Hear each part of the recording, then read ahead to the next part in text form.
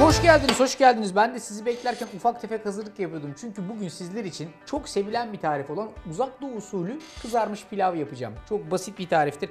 Yapması da çok eğlencelidir. Öncelikle bu tarifin içerisinde biraz sebzeler var. Biraz da soğan var. Bir de pirinç var yani baktığınızda. Olayımız şöyle. Kesme tahtanızı unutmuşsunuz. Unutmadık ya. O kesme tahtasız takılıyoruz. Niye biliyor musunuz? Neden? Çünkü bizim kullandığımız tezgah. Hep beraber söyleyelim mi? T1 Baykale porselen seramik tezgah. Valla yemin ediyorum benden çok sevdiklerini düşünüyorum bazen tezgahı. Efendim evet, T1 Baykale porselen seramik tezgahta çalışıyoruz. Bu tezgah yanmıyor, yapışmıyor, darbelere karşı dayanıklı, çizilmelere karşı dayanıklı. İsterseniz de normal bir kesme tahtası gibi de kullanabiliyorsunuz. İşte ben de bu tezgahın bana verdiği avantajı kullanarak bir tane soğanı böyle küçük küçük yemeklik doğradım ve şurada bekletiyorum. Arkasından birazcık da biberlerle ilgili çalışmam var. Sarı, kırmızı ve yeşil biberleri önce böyle ince uzun doğruyorum. Arkasından da bunların hepsini soğanla beraber küçük küçük küp küp doğrayacağım. Bu kesme, biçme, doğrama işlerinin hepsini tezgahta yapmak hem kolay hem avantajlı hem de geniş bir yüzeyde çalışıyorsunuz, yani rahat takılıyorsunuz. Evet, biberlerin hepsi doğrandı. Tavada ısındı. Hadi buyurun pilavın başlangıcına. Şimdi önce iyice ısınmış olan tava, üstünden dumanlar çıkıyor. Bayağı ısındı çünkü. Hafif bir altını kısıyorum. Şöyle bir ilk dumanını attıktan sonra içerisine 2-3 yemek kaşığı kadar zeytinyağı ilave ediyorum. Ve her şeyin başında ilk etapta cıslatarak soğanları işin içine alıyorum. Bu tarif çok basit bir tariftir. İçinde soğan var, sarımsak var ve hafif haşlanmış Yasemin pirinci var. Yasemin pirinci ince, daha çabuk pişer ve haşlama olur. 1 bardak suya 1 bardak Yasemin pirinci koyuyorsunuz. Ondan sonra orta ateşte yaklaşık 7-8 dakika kadar pişirip karıştırıp kapağı kapalı bekletiyorsunuz.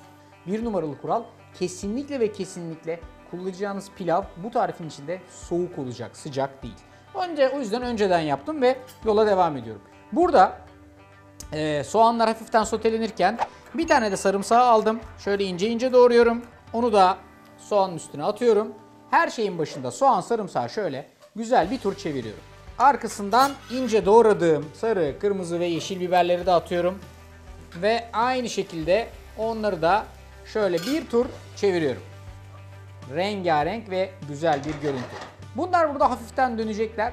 Bu arada ben brokolilerle işlemime başlayacağım. Brokolilerin şu kök kısımları birazcık kalın. Bu tarifin içinde de küçük küçük kalmaları güzel olur. O yüzden bıçakla şöyle şu kök kısımlarına vuruyorum ve buradaki gördüğünüz küçük sapları, küçük ağaççıkları birazcık daha fazla ortaya çıkartıyorum. Şu küçük ağaççıklar benim ulaşmak istediğim sonuç. O yüzden bıçağınızla kök kısmına vurun. Küçük sapları ortaya çıkartın. Bizim bu tarif özelinde aşağı yukarı 5-6 tane şöyle brokoli çiçeğine ihtiyacımız var. Kökleri çıkarttıktan sonra zaten bunlar gördüğünüz gibi ebat olarak da çoğalıyorlar. Brokolilerin işi tamam. Şimdi onları da direkt olarak tavanın içerisine transfer ediyorum. Bir tur çeviriyorum. Artık sıra baharatlarda. Kesinlikle zerdeçal. Bak, bir numaralı baharat, bu tarifin olmazsa olmazı ve hiç de öyle az değil. Yaklaşık bir tatlı kaşığından fazla, bir çorba kaşığından az olacak şekilde ekliyorsunuz ve kırmızı toz biber, onu da şöyle bir tatlı kaşığı kadar eklerseniz güzel olur ve her şeyi şöyle bir güzel çeviriyorsunuz. Arkasından hemen bu aşamada içerisine birazcık tuz, birazcık karabiber atıyorsunuz ve takriben şöyle şu şekilde bak. Tamamen çala kaşık. En az 6 kaşık kadar haşladığınız pirinci içerisine ilave ediyorsunuz. Şimdi baharat pirincin her yerine temas edecek. Her yerine. İyice karıştırın. Renk sarıya doğru dönsün ve hakim renk sarı olsun. Ondan sonra da ocağın üstünde karıştıra karıştıra bu arkadaşı takriben 7-8 dakika kadar pişirin. Pilavınız hazır. Ve son derece güzel, çıtır çıtır her şey pişiyor. Bu arada müsaadenizle ben de şöyle hızlıca bir tezgahımı temizleyeyim. 2 parça peçete. Tertemiz. Bak. Bak. Çiçek. Mis. Tezgahı sildim. Pilavımı gayet güzel vaziyette çıtırlaştırdım. Artık servis edebilirim. Hem kolay, hem lezzetli, hem de sağlıklı bir karbonhidrat. Yani eğer öyle az yağlı, sebzesi bol, baharatı güzel bir tarif arıyorsanız bu çıtır pilav bence mükemmel bir tarif. Uzak Doğulular bunun içerisine yumurta falan da koyarlar. Güzel olur. Yani bu Çin restoranlarından eve sipariş edip yüklü paralar vermek istiyorsanız ne âlâ.